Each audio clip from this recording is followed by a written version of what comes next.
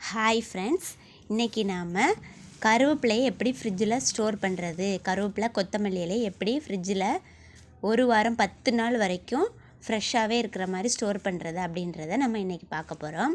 அதுக்காக நான் கருவேப்பிலையை நல்லா உருவி ஒரு 5 நிமிஷத்துலேருந்து 10 நிமிஷம் வரைக்கும் ஃபேனில் நல்லா நான் காய விட்டுட்டேன்.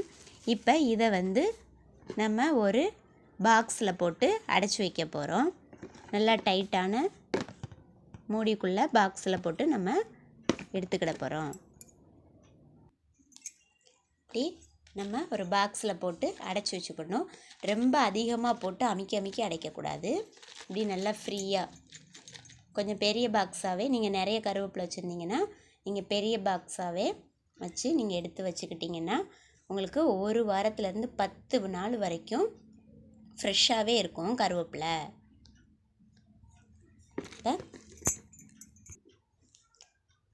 இது நான் கொத்தமல்லி இலை, இதை நான் கை பார்த்து வச்சுருக்கேன். இதில் கட்டு போட்டு வரும். அதில் புல் வேறு ஒரு இலைகள் அதெல்லாம் இருக்கும் இல்லையா, அதனால் அதை நான் கை பார்த்து வச்சுருக்கேன். இதையுமே அதே மாதிரி ஃபேனில் ஒரு கை பார்த்து வச்சதுக்கப்புறம் ஃபேனில் ஒரு 10 நிமிஷம் நல்லா உணர விட்டுருங்க. உணர விட்டு அதே மாதிரி ஒரு பாக்ஸில் எடுத்து ஸ்டோர் பண்ணிக்கிட்டோம் அப்படின்னா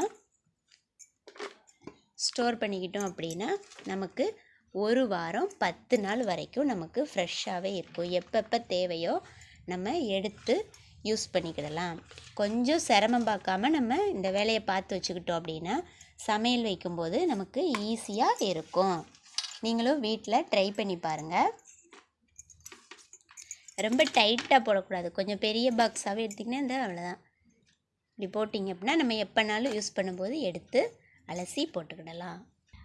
அதே மாதிரி இந்த கொத்தமல்லி இலையிலேருந்து நம்ம வெட்டுவோம் இல்லையா காம்பு, இதை தனியாக நான் எடுத்து வச்சுருக்கேன். இதை நான் சட்னி அரைக்கிறதுக்கு யூஸ் பண்ணிக்கிடுவேன். இதே நம்ம குழம்புக்கு பொரியலுக்கு சாப்பாடு செய்கிறதுக்கு அதிலெல்லாம் நம்ம போட்டோன்னா இது காம்பு பிள்ளைங்களுக்கு சாப்பிடாதுங்க. அதே நம்ம வேஸ்ட் ஆக்காமல் சட்னி அரைச்சிட்டோம் அப்படின்னா நம்ம அரைச்சி சாப்பிட்டுக்கிடலாம். இதையும் வேஸ்ட் ஆக்கக்கூடாது. இதை நான் ஒரு கவரில் போட்டு வச்சு நான் இன்றைக்கே யூஸ் பண்ணிடுவேன்.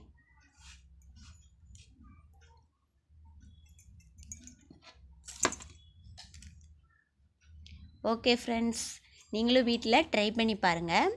இந்த வீடியோ பிடிச்சிருந்தால் லைக் பண்ணுங்கள், ஷேர் பண்ணுங்கள், கமெண்ட் பண்ணுங்கள், சப்ஸ்கிரைப் பண்ணுங்கள். Thank you friends.